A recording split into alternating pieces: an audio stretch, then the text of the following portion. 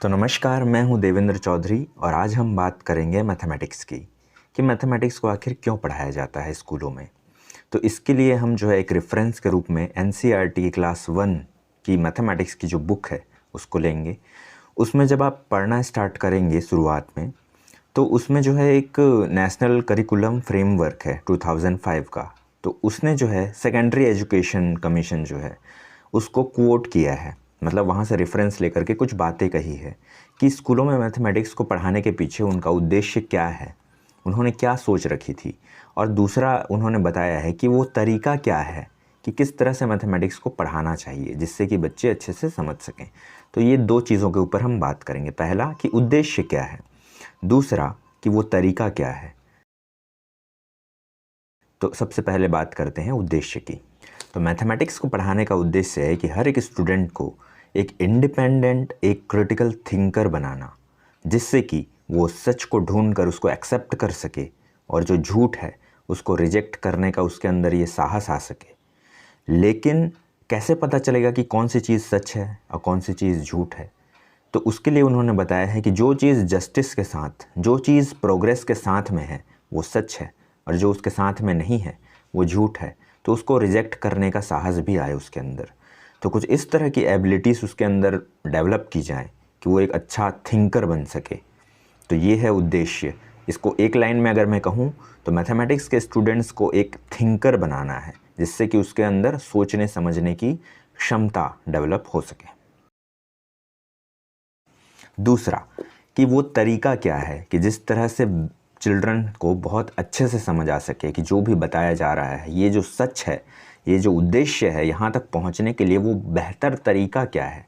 तो उसको भी हम देख लेते हैं कि वो क्या बताया गया है। तो मेथड ऑफ टीचिंग के लिए 3 चीज़ों पे बहुत ज़्यादा जोर दिया गया है। पहला चीज़ है कि जो प्रेजेंटेशन का ऑर्डर होना चाहिए कि किस चीज़ को पहले बताना है, किस चीज़ को बाद में बताना है, किस चीज़ को उसके बाद में बताना है, इसका एक ऑर्डर होना चाहिए। फॉर एग्ज़ाम्पल, अगर आप किसी चैप्टर को पढ़ा रहे हैं या किसी भी कॉन्सेप्ट के बारे में बता रहे हैं, तो 4 चीज़ों पे ध्यान देना है। सबसे पहले आपको एक रेलेवेंट स्टोरी खोजनी है जो उस चैप्टर से रिलेटेड हो, जो आप बताने वाले हैं उसमें उसको कनेक्ट करे। तो सबसे पहले आप स्टोरी बताइए। स्टोरी बताने के बाद में जब अपने ऑर्डिनरी लैंग्वेज में, वो ऑर्डिनरी लैंग्वेज जिसको बच्चे भी समझ सकते हैं, उस लैंग्वेज में उस स्टोरी को कंक्लूड कीजिए, उसको वो वाले कॉन्सेप्ट से कनेक्ट करने की कोशिश कीजिए। स्टोरी हो गया, उसके बाद में ऑर्डिनरी लैंग्वेज में भी आपने समझा दिया।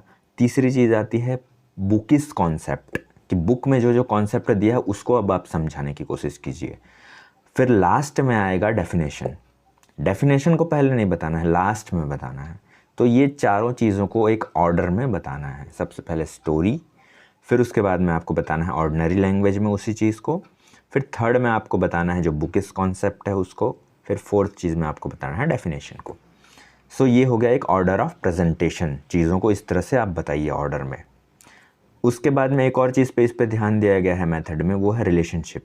रिलेशनशिप क्या है मैथमेटिक्स की, कि मैथमेटिक्स की बाकी सब्जेक्ट्स के साथ में क्या क्या रिलेशनशिप है, उसको एक्सपोज कीजिए। उसको रिस्ट्रिक्ट मत कीजिए कि सिर्फ मैथमेटिक्स पे ही ध्यान दो, सिर्फ कैलकुलेशंस पे ही ध्यान दो।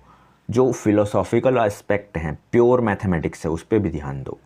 और रिलेशनशिप क्या है बाकी सब्जेक्ट्स के साथ, बाकी जो आइडियाज़ हैं उसके साथ में क्या रिलेशन है मैथमेटिक्स का, एब्स्ट्रैक्ट मैथमेटिक्स क्या है, और जो रियल वर्ल्ड है उसका क्या कनेक्शन है मैथमेटिक्स के साथ में। तो जितना एक्सपोज करोगे आप स्टूडेंट्स को इन सारे नोशंस के साथ, इन सारे रिलेशनशिप्स के साथ में, क्योंकि ओवरऑल तो सारी चीज़ें कनेक्टेड हैं, बट उसको ये महसूस होना चाहिए, ये फील होना चाहिए कि यस, मैथमेटिक्स में पढ़ रहा हूँ तो मैं सबसे डिस्कनेक्ट होकर नहीं पढ़ रहा हूँ, सब चीज़ें इसी से जुड़ी हुई हैं। ये अगर आप फील करा सकते हो, then that is the best way of teaching mathematics. तीसरी चीज़ जिस पे ध्यान दिया गया है वो है एक्सप्रेशन। मतलब स्टूडेंट को एक्सप्रेस करने के लिए एनकरेज करना है। एक्सप्रेस कैसे करेगा, उसके अंदर डाउट आएंगे, क्वेश्चंस आएंगे, वो डिस्कस करना चाहेगा, तो इस चीज़ के लिए एनकरेज करो। क्वेश्चंस पूछने के लिए एनकरेज करो, डाउट्स आ रहे हैं डाउट्स पूछने के लिए एनकरेज करो। अगर आप ये कर पा रहे हो, दैट मीन्स एक लाइन में अगर मैं कहूँ कि चिल्ड्रन की जो लर्निंग पॉसिबिलिटी है, वो सीखना चाहता है, तो उसकी जो पॉसिबिलिटी है अगर आप उसको बढ़ा सकते हो, then this is the best way to teach mathematics। तो अभी तक जो हमने बात की उसमें दो चीज़ें निकल के आई। नंबर 1, एम क्या है, उद्देश्य क्या है मैथमेटिक्स को पढ़ाने का। तो उसको एक थिंकर बनाना, इंडिपेंडेंट थिंकर बनाना, जिससे कि वो सच तक पहुंच सके, खुद के सच तक पहुंच सके, दुनिया के सच तक पहुंच सके इसके। और जो झूठ है उसके अंदर ये साहस आ सके, करे जा सके कि वो उसको रिजेक्ट कर सके कि ये झूठ है। तो ये साहस उसके अंदर आ जाए, ये अंडरस्टैंडिंग उसके अंदर आ जाए, ऐसा थिंकर बनाना। This is the aim of teaching mathematics. Second चीज़, तरीका क्या है। जैसे कि 3 तरीके इसमें बताए गए हैं, जो ऑर्डर ऑफ प्रेजेंटेशन है, ये चीज़ें तो हैं।